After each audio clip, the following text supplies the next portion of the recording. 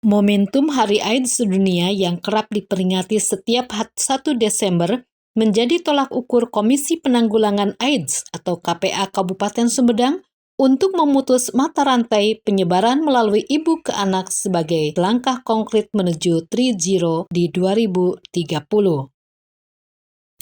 Diketahui sebelumnya di Kabupaten Sumedang orang dengan HIV atau ODA secara akumulatif sampai akhir November 2020 sebanyak 474 kasus. Dari jumlah tersebut dalam treatment ARV atau retroviral 236 ODA dan yang putus ARV gagal follow up ada 102 ODA dan meninggal 76 orang.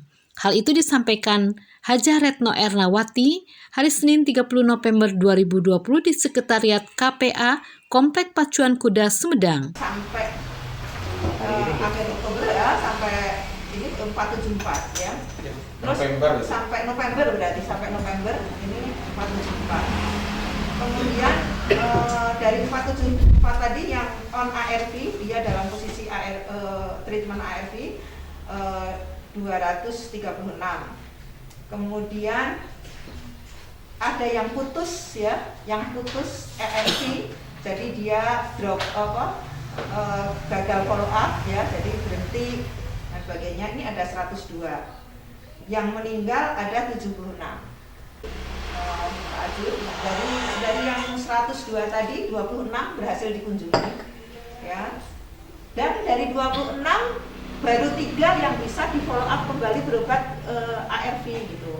Lebih lanjut, Ketua Komisi Penanggulangan AIDS atau KPA Kabupaten Sumedang Hajah Retno Ernawati mengatakan bahwa rangkaian kegiatan Hari AIDS Sedunia antara lain launching buku saku panduan pencegahan tindak kekerasan anak dan penyimpangan seksual anak, pemasangan spanduk solidaritas semua pihak untuk berkolaborasi, kampanye pencegahan dan pengendalian HIV/AIDS disertai membuka layanan tes HIV, pelaksanaan tes HIV/AIDS untuk ibu hamil di Kabupaten Sumedang, pemberian paket nutrisi bagi anak dengan HIV dan paket sembako bagi orang tua dengan HIV/AIDS yang tidak mampu, penghargaan kepada para tokoh dan kader WPA atau warga peduli AIDS.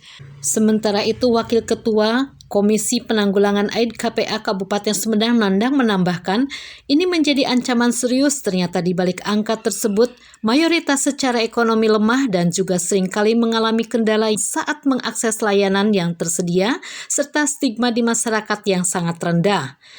HIV ini sebagai sesuatu yang memang bisa mengancam populasi kita, dan sampai hari ini kan belum ada obat yang penyembuhan, tetapi hanya sekedar untuk bertahan.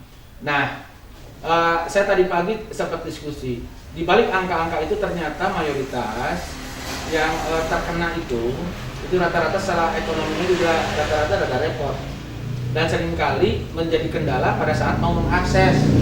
Nah, ternyata setelah tadi diskusi, ternyata bukan masalah mau mengakses, ada juga kesadaran yang relatif rendah dan juga ada kendala-kendala psikologis di mereka, di mana stigma di kalangan masyarakat masih belum menempel sehingga mereka takut untuk keluar untuk mengakses secara leluasa dan layanan yang tersedia. Di pihak lain, Dr. Reni menyatakan perkuat kolaborasi, tingkatkan solidaritas 10 tahun menuju akhir AIDS 2030, tujuan akhir kita di 2030 adalah 3-0.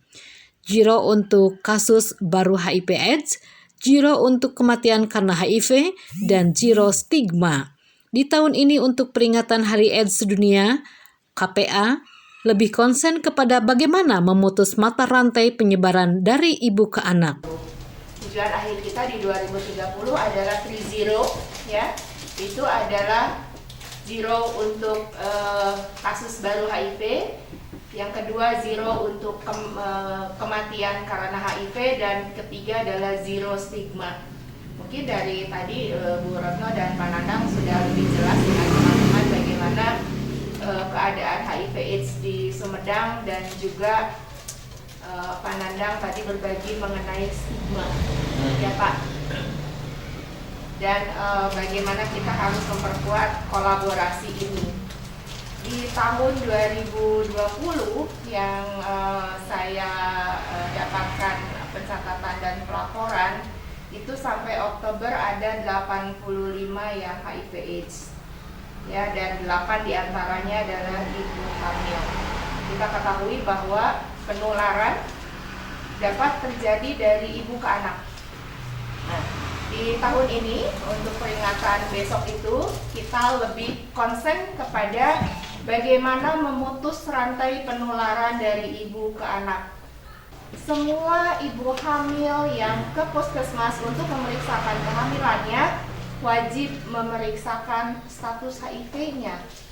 Jadi di dalam pelayanan antenatal care atau ANC di dalam 10T itu sudah ada pemeriksaan itu. Yusanti Mariam dan Aib melaporkan untuk Warta in Sumedang, Jusian Media.